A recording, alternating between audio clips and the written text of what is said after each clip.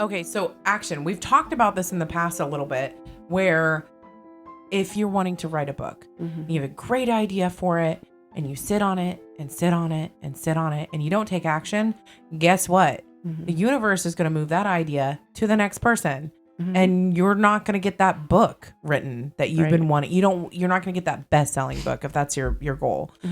I've been guilty of that, where I have a really good idea and I don't write it down or I don't work on it. So you can't just expect the universe to hand you stuff. Right. You can't just wish it into fruition. You have to actually put in the work when the universe gives it to you. Yeah. So you put the thought out there, and then when it's coming your way, you need to grab it. Yes. And harness the energy of that. So something else you could do is affirmations. Positive affirmations are short, powerful statements that you repeat to yourself on a regular basis. They help program a positive mindset, which is key for positive manifestation. So you see this on TikTok where dads will be doing their little girl's hair, or moms, and they'll have their kids repeat it in the mirror. And I'm like, that is so amazing.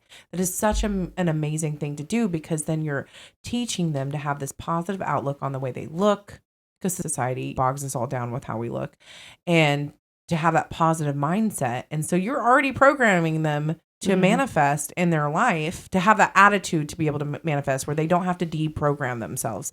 Exactly. And the other thing is for me, I will forget. So when you have an affirmation, what you can do is write it on your mirror first thing in the morning, put it on a sticky note, and put it on your front door, like we told you to do when you need to remember to lucid dream, because that is the key that helped me lucid dream. Yeah, because if you write something down and you just put it away in a notebook, you're going to forget about it. But if you put it on a sticky note. On your front door, you're going to leave every day to go to work or whatever. Like on my microwave, I say, feed the goddess. I'm going to feed my body myself like I am a goddess. So it's reminding me that I'm a goddess. And then I'm reminding myself to feed myself as a goddess. So I make healthier choices. That's amazing. And ever since I put the sticky note there, I just haven't really craved unhealthy things. That's and definitely nothing unhealthy has gone in that microwave. Right. You know? No. Because I'm like, I forgot. Let me put this back. Yeah. Set an alarm that says the literal mantra in your phone alarm. Put it on your phone screen. Put it everywhere. Because the more times you think it, the more times you say it out loud, the more powerful that stream. You want $1 million? Put $1 million on sticky notes everywhere. Yeah. Get a $1 bill and add the zeros in. Yeah. Start thinking about what you're put it in your wallet. So every time you go to grab money out of your wallet or go to grab your credit card out of your wallet, you see it. Yep. Start thinking about what you're going to buy with that $1 million. Think about that. Yeah. Yeah. Don't really put too much into it. So when you're manifesting, don't really put too much time into thinking about how you're going to get it. Yeah. You just have to imagine that it's already yours. It's just a matter of time to when it's going to be there. Yep. So you say, okay, I want this specific job. You put it in your mind that you're going to have it. You imagine yourself there. You go to that job and you walk around and within that company. You know, you just imagine that you're already working there and you believe it. Yeah.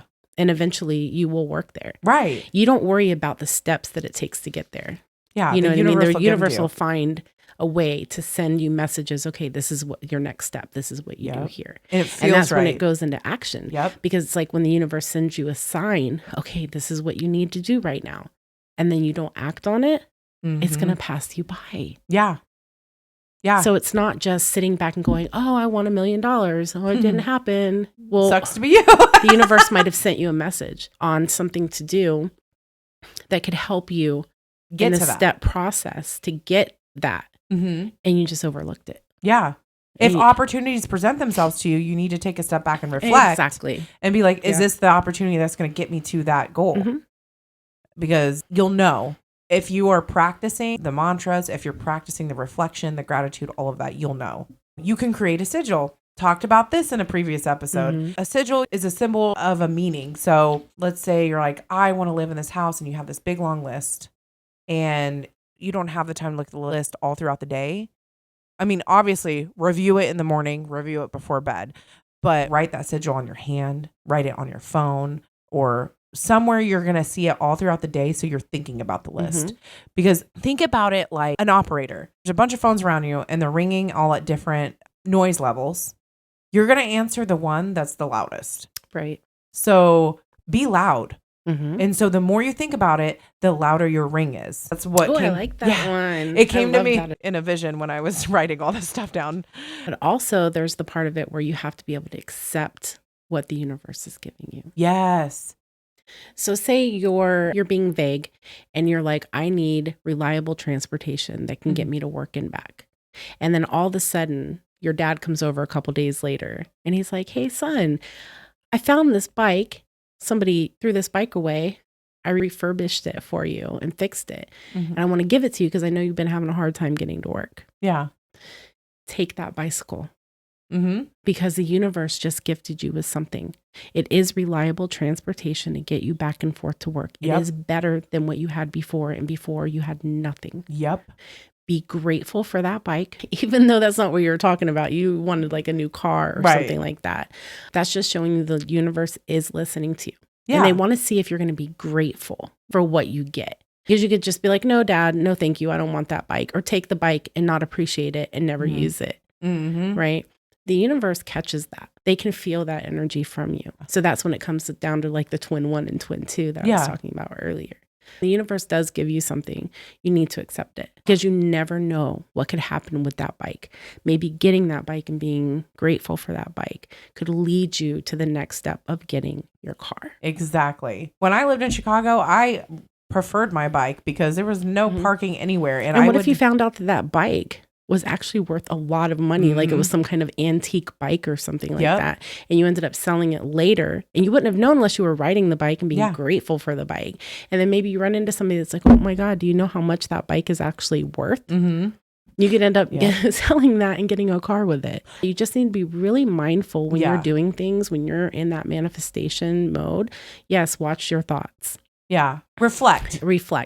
But at the same time, you never want to just like turn your back on a gift from the universe just because it's not exactly what you wanted. That's how you end up getting your blessings stopped. Well, like one of my coworkers was walking home in the cold ass weather, and he's a hard worker. He's got kids, and he'd given his car to his child's mother because she didn't have reliable transportation. And so he wanted to make sure his kids were in a reliable car. And so he was walking home, but then there was dogs that were chasing him, like these dogs. Oh my God. And so he was worried about these dogs. He was talking about it at night. And I was like, look, we're getting off at the same time. And I've known you for years. Like, I will give you a ride home. I didn't realize he was walking miles home. And I was like, what the hell, dude? You're walking this far? I was pulled to do this. I went out and found a cheap bike. But one that I knew was a road bike that would get him from point A to point B. Because like I said, when I lived in Chicago, I would get to work maybe 5 minutes later than I would if I drove. I got on the bike. I came into work and I was like, look, you don't need to be walking. This doesn't mean I won't give you a ride home if we ever get off at the same time. But it wasn't normal that we got off at the same time. And I was like, I have this laying around. He's a prideful person. I know how that is. I have this laying around. It's yours. Ride the bike home. And that way the dogs can't catch you. Right. And so he did. And then he ended up moving into a new house where the Max takes him straight to his home, or the bus did, where he lived before he couldn't get to on the bus. He had to walk. And so even though he like, okay, a bike, it's better than what he had before. And he was grateful and he did use it. And he didn't even need it for that long because they ended up moving. What if he wasn't grateful and he didn't use it? Guess what? Those dogs might have attacked him. And maybe he didn't have feet to walk on after that. And then sometimes another thing about this is just kind of getting yourself used to really being aware of your surroundings and aware of how your energy impacts other people. People say it's a selfish thing to manifest. I don't believe that at all. I think that you deserve everything that you want in this lifetime. It's your birthright. It is your God-given right to have everything that this world has to offer for you. And so you need to get out of your head if you think that what you want is selfish. Yeah, especially if you're giving back. And then the other thing is we talked about our lucid dreaming episode. We talked about manifesting in a dream. Your son was able to lucid dream, and then he basically manifested within that lucid dreaming. So one of the things that you can do is when you are manifesting during the waking world, you can really try to hone your skills when you're sleeping to learn to lucid dream so that you can manifest in your sleeping state. Oh, I see where you're going with yes, this. because So you're saying not only manifest in your waking life, yes, but do tricks to help you manifest lucid dreaming. yes. So you can empower that. Yes. Okay. Because That's smart. yeah, we think about that phone ringing. If you are ringing that phone 24/7 and not just in the 16 hours you're awake or however long you're awake, that phone's going to get answered way quicker and it's going to be way louder. Right. And so not only that, but we talked about how Einstein had a dream and was manifesting in his dreaming life, and how Tesla had talked about having a dream and manifesting. Well, I mean, if you look back, even the Emerald tablets talk about manifestation. I mean, manifestation is not a new age thing. Yeah. People have been manifesting since forever. The beginning of time, ancient times. Yeah. So if you can tap into, we're talking about lifting up your vibration, deprogramming yourself, getting into the networking people that are on the same track as you, then if you can tap into that nighttime, you are unstoppable. And then sometimes, just random acts of kindness can change your entire energy and make your day better. Yeah. It's that ripple effect. Like I have a little story that happened the other day. I was at the drugstore and I was dropping off a prescription, and then around the corner is where you pick up your prescriptions. And this really cute old couple came in, and they had to be like in their 80s or 90s. And he was with he had a walker and she had a cane, and she got him all sat down, and she gives him a kiss and she's like, "I'll be right back." And so she walks past me to go over to the line where you pick up your prescriptions. Well, she didn't see anybody at the first counter, so she just stood there and somebody came up and started taking care of her.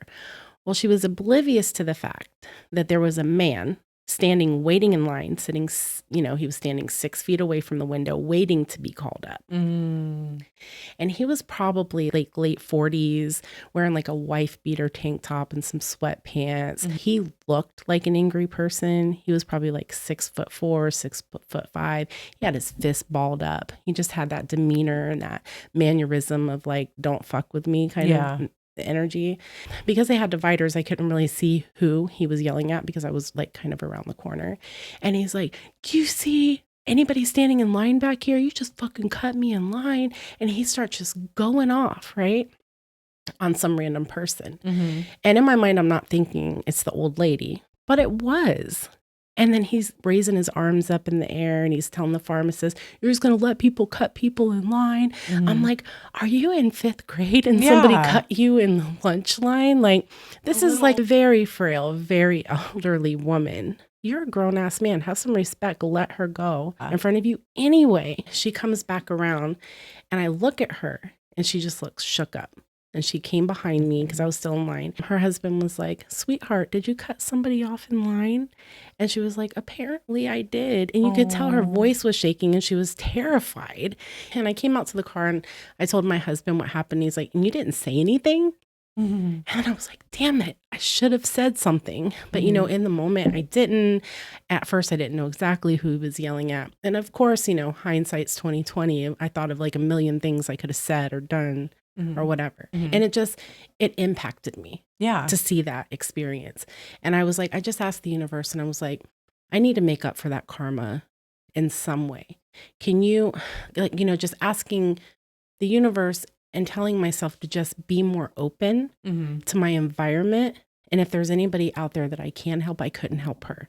Yeah. But to allow me to have that experience to help somebody else if I can. Yeah. Right. So, and just being more aware of my surroundings and stuff like that. And I had to make up for his karma because I believe in karma and I believe we're all one. Yeah. And we're all connected. And I need to do something really good to make up for what he just did. Right. So we get dragging the team down, dude. Right. We're never going to get there if you keep acting like that.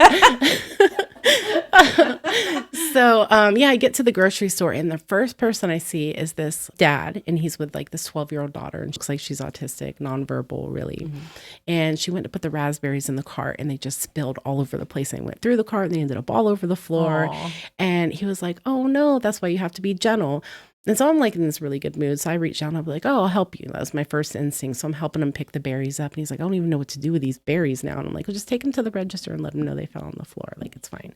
He was like, thank you so much. Like for helping him or whatever. Yeah. And then a few feet away, something happened again with her. And I was like, uh-oh. And then she looked at me, she's like, like she was trying to say, uh-oh. And he's like, she doesn't usually do that. And so I had this like whole little conversation with him that she was trying to say, uh-oh. And so I walked down like 4 more feet away and there's this like elderly man. He's like 4'11", and he has a bag of cucumbers and he can't get them back up on the shelf. And he's just like throwing them, they fall back down. He's throwing them, they fall back down. I'm like, hey, I got you. I'll put them back up there. So I throw them back up there for him. He's like, thank you. They're slippery or whatever. He made like a joke about it. And then I started to walk away and he was doing the same thing with the carrots. He pulled the carrots out. And I walked over there. I'm like, you're doing this on purpose now, aren't you? And he started like laughing. And at the end of it, he's like, thank you. I haven't laughed and I can't remember when. Thank you for that. And I kind of walked away from that thinking that if I wouldn't have opened myself up in that moment to be helpful to others. And you're going around, not only are you raising your own vibration by helping others, you're raising theirs. Like today I had this lady chew me out because we didn't have vegetarian omelets. Like, we just don't do them here. And I'm really sorry. She goes, well, it's not your fault. And I'm thinking, you're acting like it's my fault. Like, she was being so unreasonable. I was like, okay, well, you guys have a good day. They left. So I go to the next table over, like, oh, here's your drinks. Are you guys ready to order? She goes, yes. We'll take 2 vegetarian omelets. And I just because that really got to me. Usually I don't let people get to me, but the way she acted was just like, it really impacts people when you're crappy, like customer service and all that. When you're crappy to other people, like that man in line probably really impacted that lady for the rest of her day. Right. Like, you really, really ruin people's day that way because of a minor inconvenience, And so I started cracking up laughing, and I continuously, like 3 times, I said, I really want to thank you. We made jokes about it the whole time. And I was like really grateful that you did that. I said, I really thank you for that joke because I really was in my head and my feelings about that. And you broke me out of that. Exactly. So that's kind of what it's about. Manifesting is more than just wanting something. It's about your whole energy system, the way you look at things, the way you treat other people, the way you treat yourself, because it's reflection. Yep. So if you're that person that's going to get really mad when somebody cuts you off in traffic, or you're going to freak out on an elderly lady if she makes your day inconvenient by 2 minutes. Yeah. You know what I mean? Like, that's when you really need to do a reality check on yourself, because you're going to have an incredibly hard time manifesting in that energy. Exactly. So there is a really powerful ritual you can do to help manifest anything you're working on. Now, this is something I have admittedly not done, but I have a really close friend named Angela. One of her superpowers is manifestation. She had a reading with Sahdi, and that was one of the things that she's really gifted with is manifestation. I ran into her and we started talking about this. I'm literally doing an episode on manifestation this week. So I took detailed notes. And then I had ideas about how to incorporate the elements because we just did an episode on the elements. So tying that in. All right. So crystal grid, you can look it up, Google it. There's so many different kinds. But for simplicity, we're going to do a hexagon. So it's a board, 6 sides. And what you need is a pointer crystal. It's a pendant or a hexagonal bullet. She says smoky quartz is what she uses. I agree. It's grounding, protective. It purifies. It promotes spiritual awareness and emotional healing. On the outermost side of the hexagon board, you place both light crystals and dark crystals that have to do with protection. So things off the top of her head that she recommended was for light, you could do clear quartz, selenite, moonstone. For dark, you could do onyx, obsidian, or shungite. So you place those on the outside and you do 1 dark, 1 light, 1 dark, 1 light. And they're all for protection. And then you pick a stone that you resonate with. So she picks a rose quartz. I would pick an amethyst because that's what I resonate with. And you put that crystal in the middle of the board and it represents you.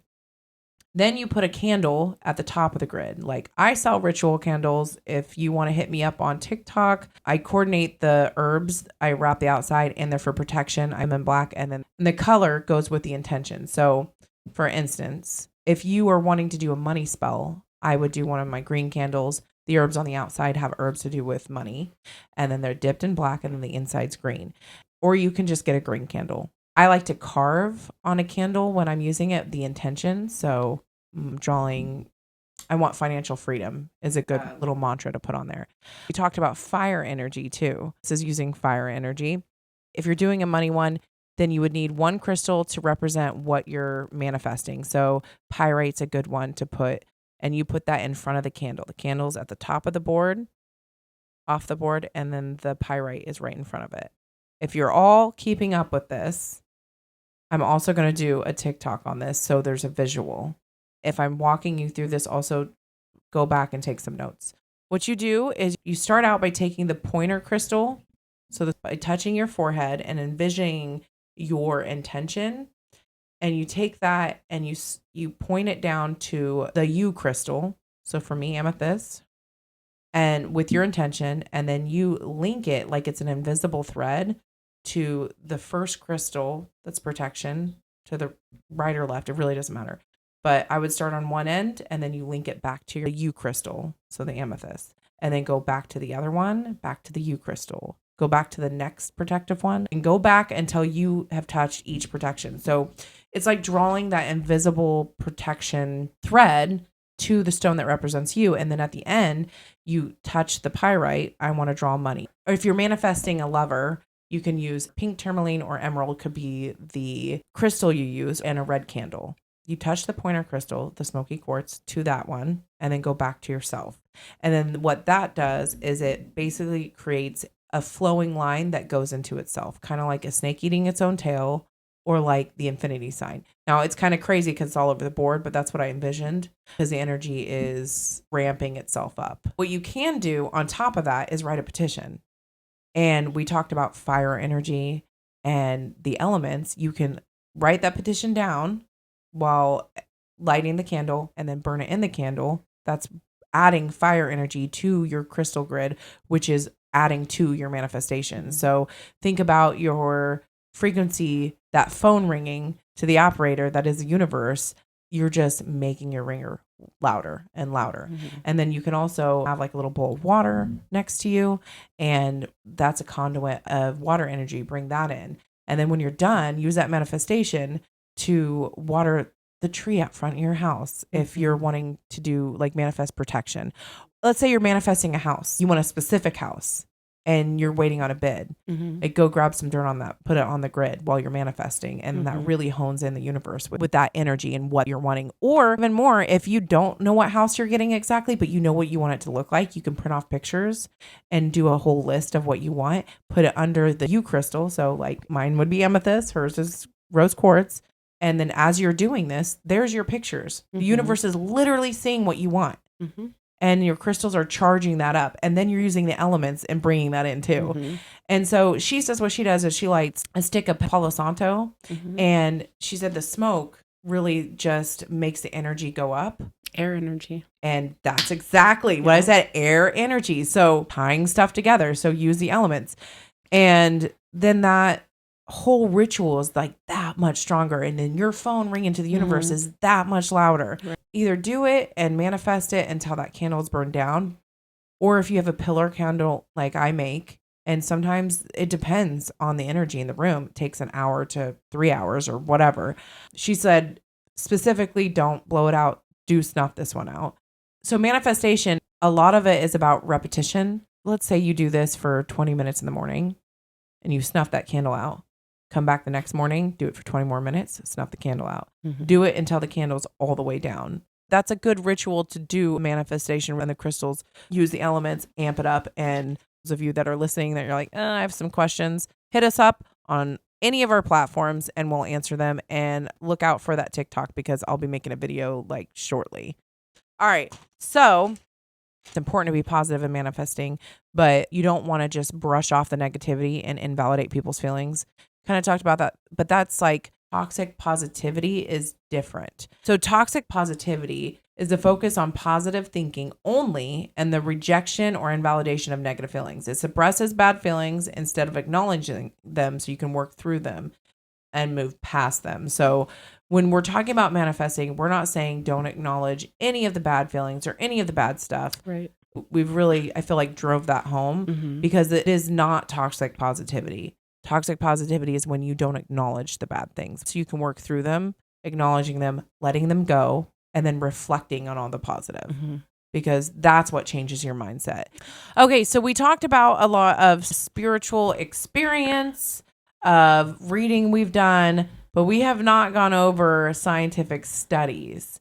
Now, I'm not saying I have scientific proof that manifestation works, but follow me down this rabbit hole because it's very interesting and intriguing. And for those of you that are still on the fence about it, listen along with me. So there's a Journal of Experimental Social Psychology in 2011 found that participants who visualized themselves achieving their goals were more likely to take action towards achieving those goals compared to those who did not visualize. So that was a study on visualization.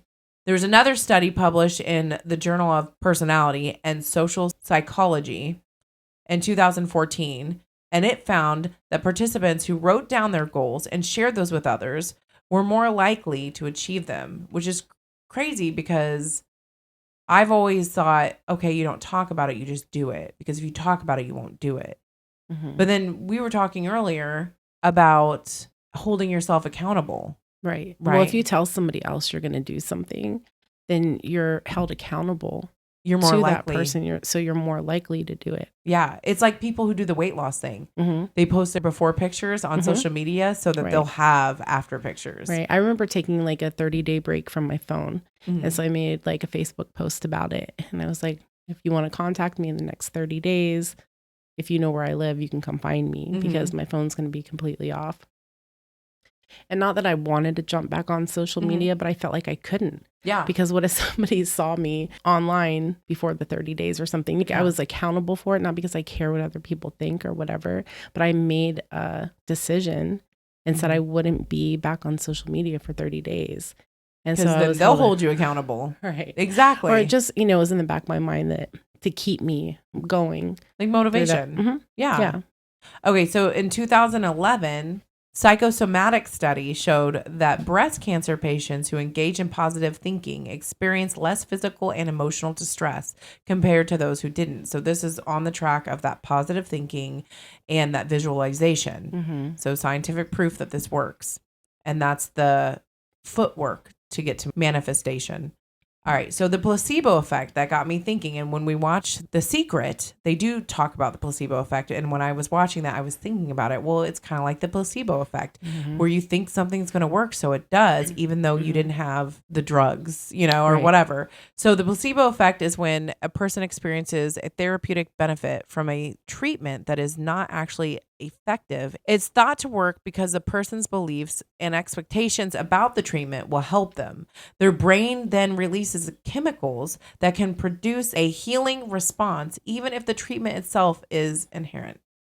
So when you think hard enough that something's going to help, at least medically, like, okay, this is going to help my pain or whatever, your brain releases the chemicals to actually help you. Like, your brain is so amazing and strong and it does such magical things, and we just write it off. It's so normalized to write that off, right? And then when you really dive in and do the research, you're like, no, that's crazy. There's not much of a leap then to like manifestation and having the power to send that out to the universe to get what you want. To me, there's two famous case studies on the placebo effect. So one was Henry Beeker, 1955.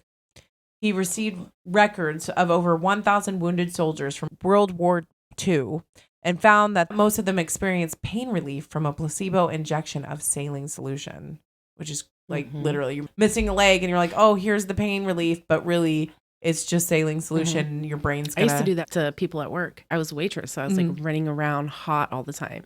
And people would come in and be like, I'm freezing. It's freezing in here. Can you turn on the heater?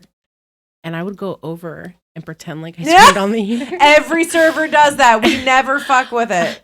And I would pretend like I did. And then I'd be like, in a few minutes, it's going to start getting much warmer in here. And then I come by and check them. Are you getting warmer now? And every single time they would say, it's so much better in here now. Yep. Guess what? That was secret. Placebo. Placebo. We all do that. No restaurant ever messes with their heat or air conditioning when you complain about it, because guess what? It's not all about you. We're hot. Yeah, and we have a whole restaurant full of people because everyone's going to complain. Right. All right, so the next famous study was Ted Kaye and his colleagues in 2010 tested IBS patients, and they were given the placebo or no treatment at all and told that the placebo was a real medicine. And so the people that were given the placebo and told it was real medicine showed improvements versus the people that received no treatment obviously didn't have any. But there was no real medicine involved in that at all. It was all placebo, which is crazy. I've heard of double-blind studies. Right. I feel like that's kind of common knowledge. But I didn't realize they do that. That's kind of fucked up. I wouldn't want to be in that. I'd feel like such a hypochondriac. Okay, so I was like, all right, well, can you train your body to release chemicals of the brain? If your brain does it when you're tricked into it, can you eventually train Yes, you can. Right. And we talked about that monk in the last episode and how they controlled through meditation and through discipline, they can control their body temperature with their brain. Studies have been shown that regular meditation can increase the production of endorphins, which increase pleasure or help pain, and visualization techniques, which envision peaceful scene or positive outcome. So envision this pain going away, and also trigger the release of these chemicals and hormones such as oxytocin or serotonin. That's crazy, right? Right. I mean, that it doesn't surprise me though. One time I quit drinking and I went to a bar and I got a non-alcoholic drink. And just from being around everybody and being in the energy of that, I drank one of those and I was acting drunk. Yep. I felt like I drank a real beer. Yeah. And I even had to like look at the bottle and be like, is this right? Okay, right. They gave me the right beer. Yeah. Because then your brain it's a placebo effect. Like it really does work. So even if the law of attraction is bullshit, right, and it still gets you that $10 million, who the fuck cares? Right. Like, who cares? Whether it's real or it's fake. If the end result is the same, then it works. It's worth it. It works. Right. Because whether or not it's just you convincing yourself that it works so that your brain tricks you into believing it works and then it does work, guess what? Yes. It fucking works. Right. And all of these things they ask you to do is just going to make you a better person. Yeah. Showing gratitude. Yeah. Being considerate to other people. Being grateful for everything that you have. Reaching out to friend groups. Setting boundaries within your friend groups. Yes. All of that. Setting boundaries within your life and knowing that you're believing in yourself. Because a lot of people, they're real easy to believe in a higher power or believe in religion or to believe in things. But it's a lot harder for you to really, truly believe in yourself. Exactly. And that's where the fucking magic's at. Yep. That's exactly where, because you are a goddess or a god. You 100% are. And nobody's going to care about you the way you do. Yes. Nobody's going to want for your life better things than what you want for your life. So, and you mentioned people thinking it's selfish. It's not selfish because look at you being grateful and look at you helping that person in the grocery store, those two people in the grocery store. Right. Look at you being that person at the restaurant that sees that the server's being treated like trash and you make a joke to make their day better. Like the world needs more people like that. So if you're doing it with the sense of like, okay, I'm going to manifest the life I want. If there's $1 million involved in that, oh, well, because along the way, you're creating ripples in that pond. You're that stone in that pond. Yep. And it's all good energy. And we need more people like that. Exactly. We talk about a spiritual awakening, a mass awakening. That's how you do it. Yep. But all right, do you have anything else to add? No, I this think is that's amazing. it. Yeah, we're done. Okay. All right, friends. That is the end of this episode. Stay tuned to next week where we talk about our path, our past, and our present. And remember to keep your minds open. Namaste.